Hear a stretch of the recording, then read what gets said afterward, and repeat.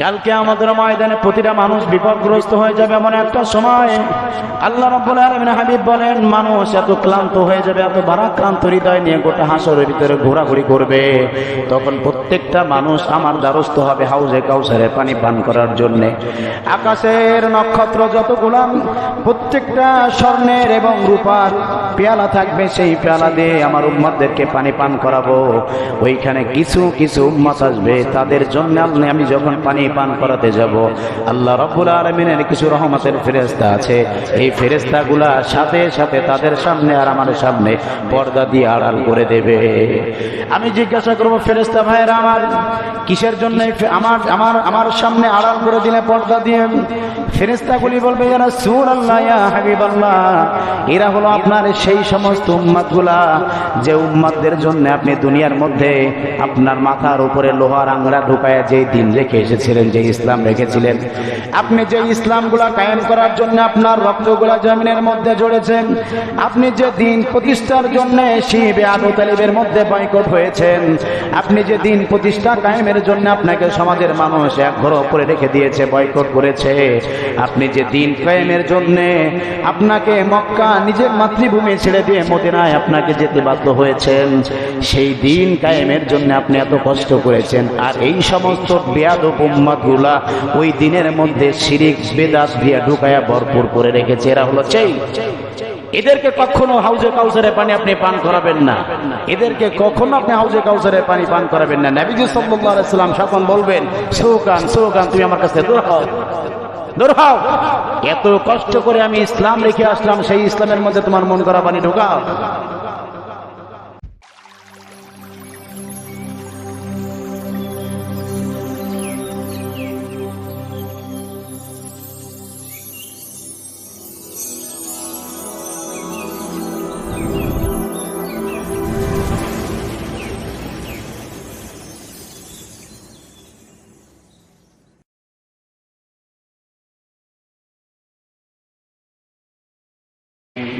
মহান আল্লাহ রাব্বুল আলামিনের সুন্দর বলে লাখ কোটি শুকরিয়া আদায় করছি যে আল্লাহ সুবহানাহু ওয়া তাআলা এই অসন্তময় পৃথিবীর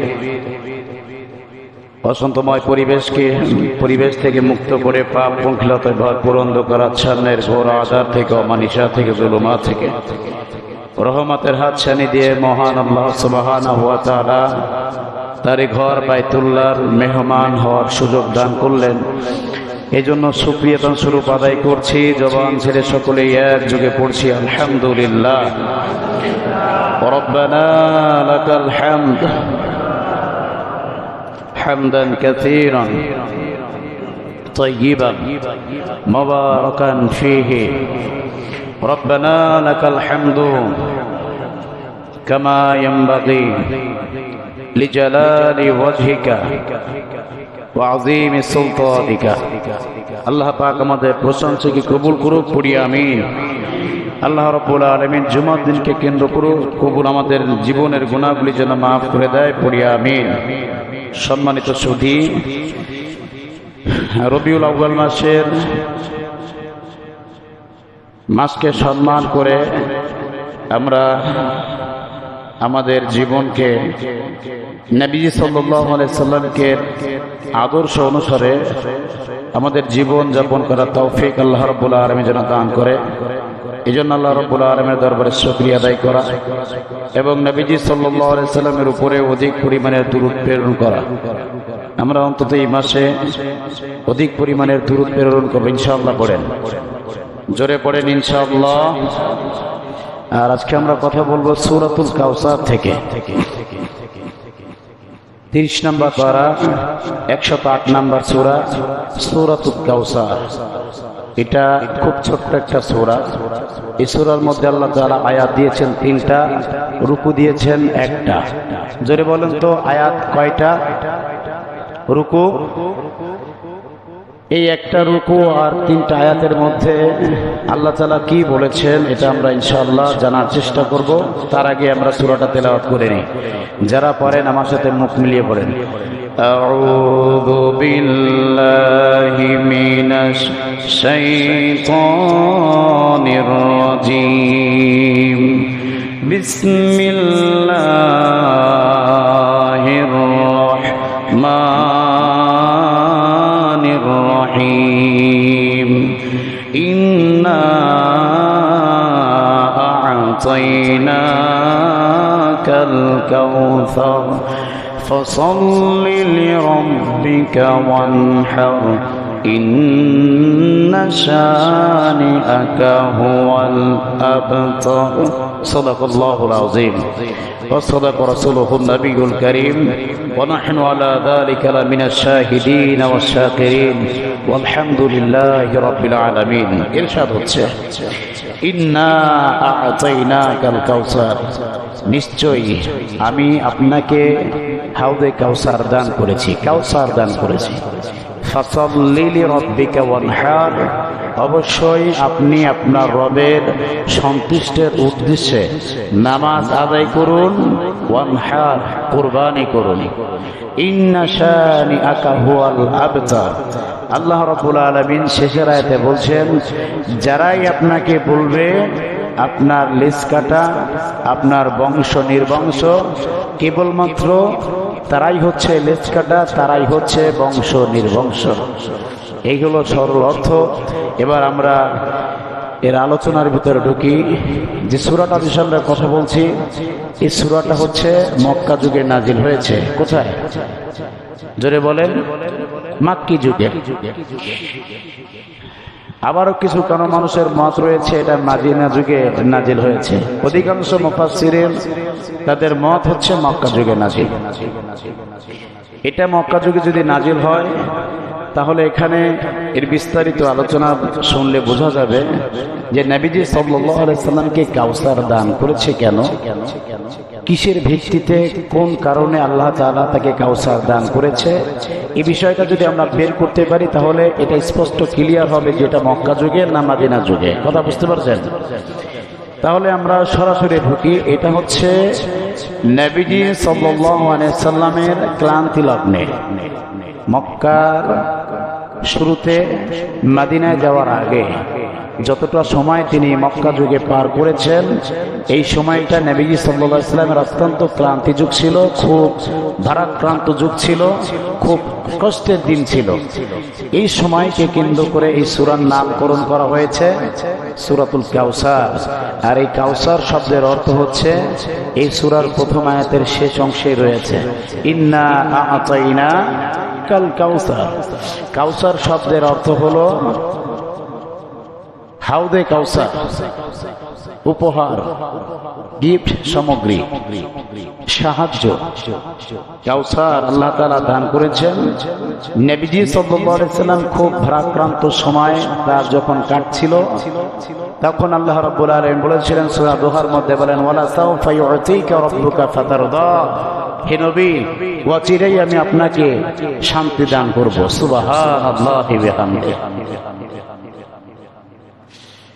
বিশ্বনবী সাল্লাল্লাহু আলাইহি সাল্লামের ছেলেগুলি তাকে যতগুলা সন্তান আল্লাহ রাব্বুল আলামিন দান করেছিলেন প্রত্যেকটা সন্তানকে আল্লাহ তাআলা প্রাপ্ত বয়স হওয়ার আগে আল্লাহ তাআলা দুনিয়া থেকে উঠায় নিয়ে গেলেন একের পর এক যে সন্তানগুলা বিদায় নিয়ে চলে যাচ্ছিল এখন আপনারা বলেন তো বাবা হিসাবে সন্তানের কাঁধে সন্তানের লাশ কাঁধে চড়ানোর চাইতে ভারী বোঝা আর কিছু আছে নাকি জোরে বলেন বিশ্বনবী সাল্লাল্লাহু আলাইহি সাল্লামের প্রথম সন্তান চলে গেল দ্বিতীয় সন্তান চলে গেল চতুর্থ সন্তান চলে গেল তৃতীয় সন্তানের পরে চতুর্থ সন্তান যখন চলে গেল আব্দুল্লাহ দুনিয়া থেকে বিদায় নিয়ে চলে যাওয়ার পরে আব্দুল্লাহর দুনিয়া থেকে বিদায় নিয়ে চলে যাওয়ার পরে বিশ্বনবী যখন জানলেন তার সন্তান দুনিয়াতে নাই আল্লাহ নবী সাল্লাল্লাহু আলাইহি সাল্লাম আব্দুল্লাহর মরা দেহের কাছে গিয়ে বলছেন ওয়া নাযারাত আইনাইন আমার চক্ষু বেয়ে আমার পানি যেগুলো ঝরছে ওয়াদানাত আরশি কলবুহুম আমার কলবটা ফেটে যাচ্ছে আল্লাহ রাব্বুল আলামিন আমার সন্তানগুলিকে দুনিয়া থেকে নিয়ে গেল তবে আমি আল্লাহ রাব্বুল আলামিনের ফয়সালার পরে এক বিন্দু নারাজ নই আল্লাহ যেটা ভালো মনে করেছে সেটাকে কেন্দ্র করে আমি তাতেই খুশি হয়ে গেলাম আল্লাহ রাব্বুল আলামিনের হাবিব সাল্লাল্লাহু আলাইহি সাল্লামের ভারাক্রান্ত হৃদয় যতই আল্লাহর ফয়সালা মানুক মনের ভিতরে কষ্ট আছে না নাই জোরে বলেন আছে না নাই বিশ্ব নবী সাল্লাল্লাহু আলাইহি সাল্লামের খুব কষ্টের সময়, কষ্টের কারণে ক্লান্ত হয়ে তিনি যখন কোন জায়গায় হেলান দিয়ে ঘুমাচ্ছিলেন, আর এক বর্ণনায় এসেছেন হযরত আনাস রাদিয়াল্লাহু তাআলা আনহুর এই উরু মুবারকের পরে মাথা দিয়ে ঘুমাচ্ছিলেন। এমন তো অবস্থায় আফসা ঘুমের মধ্য দিয়ে তিনি মুস্কি হাসলেন। আনাস রাদিয়াল্লাহু তাআলা আনহু বলছেন, ইয়া রাসূলুল্লাহ, ইয়া হাবিবাল্লাহ, আপনি ঘুমের মধ্যে হাসছেন কেন? বিশ্ব নবী সাল্লাল্লাহু আলাইহি সাল্লাম বলেন, শোনো সাহাবীরা, আল্লাহ রাব্বুল আলামিন একটা সূরা নাযিল করেছে। বিশ্ব নবী সাল্লাল্লাহু আলাইহি সাল্লাম বিসমিল্লাহ পাঠ করে বলছেন, ইন্না আ'তাইনাকাল কাউসার ফাসাল্লি লিরাব্বিকা ওয়ানহার ইন্না শানিআকা হুয়াল আবতার। আল্লাহ রাব্বুল আলামিন আমাকে কাউসার দান করেছে। সুবহানাল্লাহি বিহামদিহি। তাহলে বোঝা গেল আল্লাহ রাব্বুল আলামিনের হাবিব সাল্লাল্লাহু আলাইহি ওয়াসাল্লাম যখন ক্লান্তি লগ্ন ছিল, তার খারাপ দিন ছিল, যখন কষ্টের দিন ছিল, কষ্টেতে তিনি জর্জরিত হয়েছে, তখন আল্লাহ রাব্বুল আলামিন সূরাটা নাজিল করে দিয়ে নবীজিকে সান্ত্বনা দিচ্ছে। হে নবী, আপনার মন মালিন্যতা করার দরকার নাই, আপনার মন খারাপ করার কোনো দরকার নাই, আমি আল্লাহ তাআলা আপনাকে কাউসার দান করেছি। সুবহানাল্লাহি বিহামদিহি। নাজিলের পরিবেশ আমরা কালহর পেয়ে গেলাম। এটা হলো মক্কা যুগে নবীজি সাল্লাল্লাহু আলাইহি ওয়াসাল্লাম খুবই ভারাক্রান্ত ছিল, তিনি তার কষ্টের দিন ছিল, সেই যুগে এই সূরাটা নাজিল হয়েছে। স্পষ্ট বোঝা যায় যে এটা মাক্কি যুগে নাজিল হয়েছে। এবার আমরা এর ব্যাখ্যায় ঢুকি।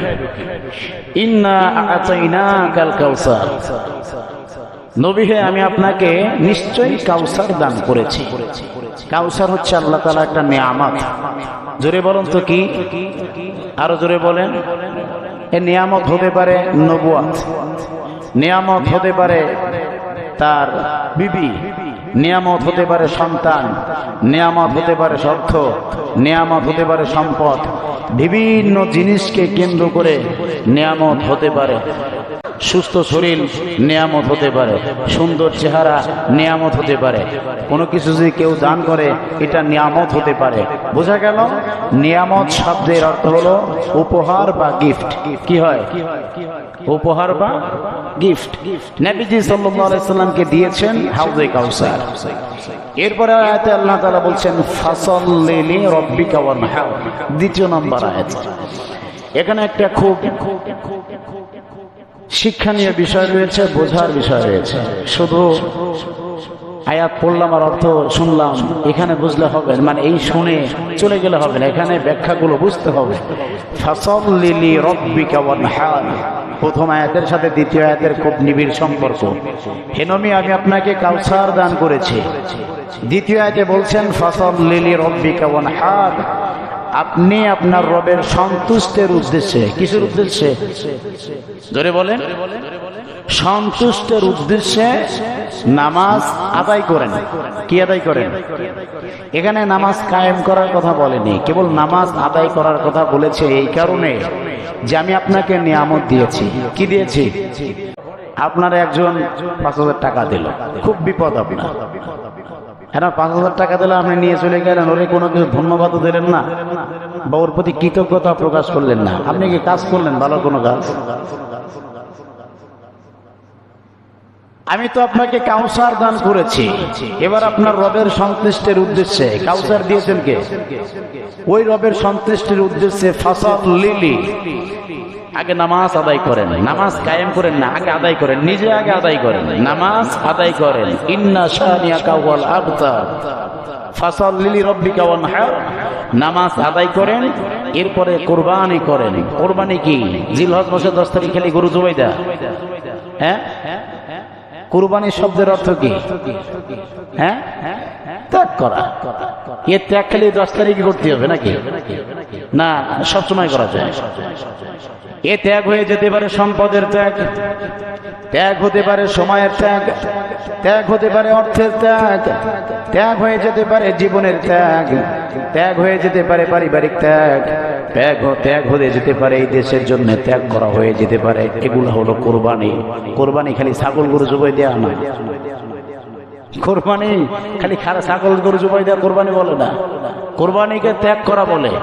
আপনার পরিবারের জন্য যে সম্পদটা আপনি ত্যাগ করছেন এটা কোরবানি, দিনের জন্য যে অর্থটা ব্যয় করছেন এটা কোরবানি, একজন সাধারণ মানুষ গরিব অসহায় দুরস্থ মানুষেরকে সাহায্য করছেন এটা আপনার কোরবানি, এটাগুলো আপনার ত্যাগ।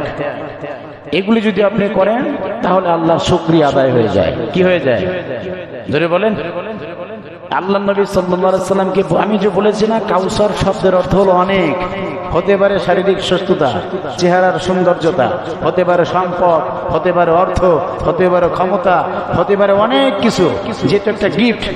তাহলে এটা যেহেতু আল্লাহ তাআলা আমাকে দিয়েছে, তাহলে সেই সুবাদে আমার শুকরিয়া আদায় করার দরকার আছে না নাই? জোরে বলতে হবে, আছে না নাই? নামাজ আদায় করতে হবে শুকরিয়া আদায়ের মাধ্যমে। রব্বুল আলামিন বলেন সবচেয়ে বেশি নিকটে চলে আসে আমার সেই ব্যক্তি ওয়াসজুদ ওয়াকতারিব, যেই সিজদা দেয় সে আমার নিকটবর্তী হয়ে যায়, যেই সিজদা আদায় করে আমার শুকরিয়া আদায় করা হয়ে যায়। নবীজি সাল্লাল্লাহু আলাইহি সাল্লাম শুকরিয়া আদায়ের জন্য নামাজে দাঁড়িয়ে যেতেন, অজর নয়নে কাঁদতেন। সাহাবায়ে কেরাম রাদিয়াল্লাহু তাআলা জিজ্ঞাসা করতেন, হে রাসূলুল্লাহ, আপনার আগে পরে সমস্ত জীবনের গুনাহগুলি মাফ, এরপর আপনি কেন কাঁদেন? আয়েশা সিদ্দিকা রাদিয়াল্লাহু তাআলা এসে চিমটি কাটছেন পায়ের কাছে। নবীজি সাল্লাল্লাহু আলাইহি সাল্লাম সিজদা থেকে উঠে নামাজ ছেড়ে বলছেন, আফালা আকুনা আবদান শাকুরা, আমি কি আল্লাহর শুকরগুজারকারী বান্দা হব না? আমি কি আল্লাহ রাব্বুল আলামিনের নিয়ামতের শুকরিয়া আদায়কারী বান্দা হব না? আল্লাহ রাব্বুল আলামিন আমার জীবনের গুনাহগুলি মাফ করে দিয়েছে, আল্লাহ রাব্বুল আলামিন আমাকে এত সম্পদ দিয়েছে, আল্লাহ রাব্বুল আলামিন আমাকে মদিনার প্রেসিডেন্ট বানিয়েছে, আল্লাহ রাব্বুল আলামিন আমাকে মদিনার প্রেসিডেন্ট বানানোর পরে নবুয়তি দায়িত্ব পালন করার সুযোগ করে দিয়েছেন, ইমামতির দায়িত্ব পালন করার সুযোগ দিয়েছেন, আমার কন্যা সন্তান দান করেছেন, আমাকে সুন্দর সুন্দর স্ত্রী দান করেছে, আমাকে এই সমাজের নেতা বানিয়েছে।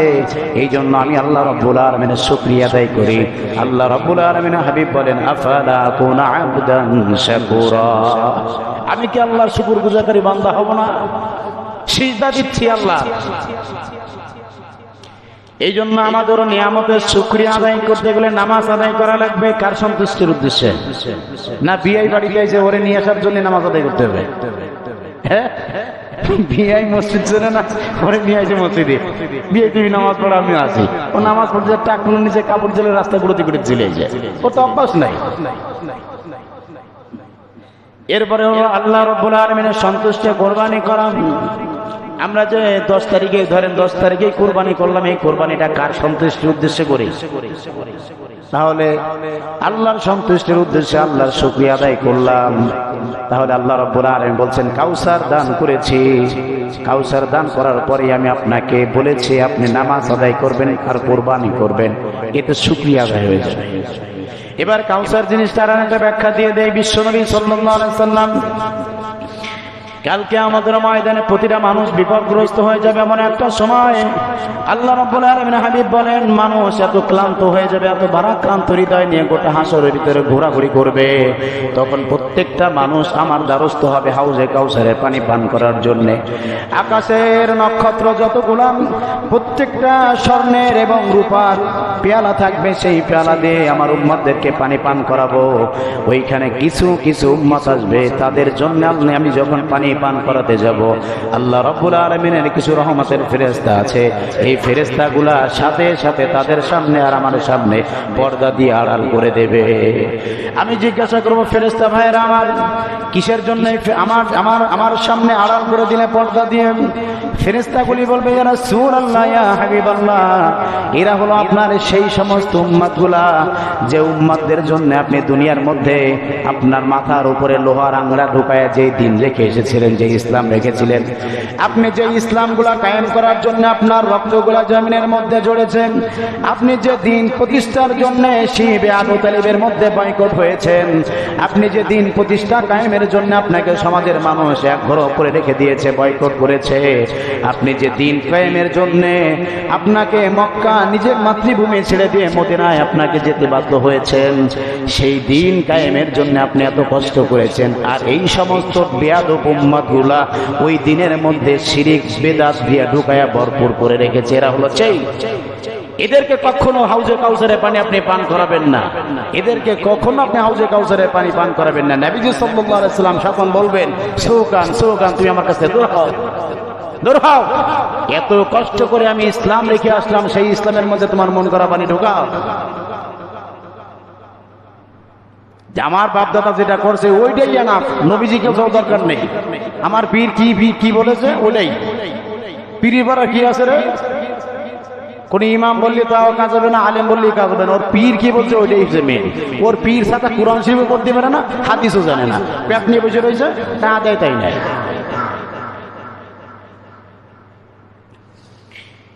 এই জন্য লক্ষ্য রাখতে হবে, হাউজে কাউসারের পানি পান করতে হলে আগে ইসলামটাকে ভালো করে মেনটেন করতে হবে। দিনের মধ্যে কোনো শিরিক ঢোকানো যাবে না, নিয়ামত দিয়েছে শুকরিয়া আদায় করতে হবে। এরপরে আল্লাহ রাব্বুল আলামিন বলেন, ইন্না শানিয়াকা হুয়াল আবতার। নবীজি সাল্লাল্লাহু আলাইহি সাল্লামের সন্তানগুলো যখন মরে যাচ্ছে, আরব ভাষায় একটা গালি দেয় আবতার, তাকে বলা হয় আটকুরা। আমরা বাংলাদেশে বলি আটকুরা। কি বলি? যাদের সন্তান মারা যায়, ছেলে সন্তান যাদের বংশ থাকে না, তাদের কি বলি? জোরে বলেন। আমাদের এই খুলনা ভাষায় বলি আমরা আটকুরা, আপনারা কি বলেন জানি না, আটকুরা বলা হয়। নবীজির সন্তান, হ্যাঁ আটকুরা। নবীজি সাল্লাল্লাহু আলাইহি সাল্লামের সন্তান যখন মারা গেছে, একজন কাফের দৌড়ে মদিনার ভিতরে যায়, বলছেন, এ তোমরা এত টেনশন করো না, মুহাম্মদ কি বাণী ফুটাচ্ছে, কি দাওয়াত দিচ্ছে, কোনো টেনশন করার দরকার নাই। ওর সন্তানগুলো তো মারা গেছে, সুতরাং ওর সন্তান যদি মারা যায়, ওর দিন, সমস্ত দিন, ওর দলের সমস্ত বাণী এগুলো প্রচার করার কেউ থাকবে না। সুতরাং ও বিষয়ে আমি টেনশন করি না, তোমরা চুপ থাকো, মুহাম্মদ এমনি দিমে যাবে না, সন্তানগুলো মারা গেছে। নাউজুবিল্লাহ পড়েন। আল্লাহ রাব্বুল আলামিন বলছেন, ওই যে সূরা দুহার মধ্যে বলে দিলাম, প্রথমেই বলেছে আল্লাহ রাব্বুল আলামিন বলেন, আমি আল্লাহ তাআলা আপনাকে এমন সম্মান দান করব যেটা কিয়ামত পর্যন্ত আপনার সম্মানটাকে আমি আল্লাহ তাআলা আকাশচুম্বী বানায় দেব।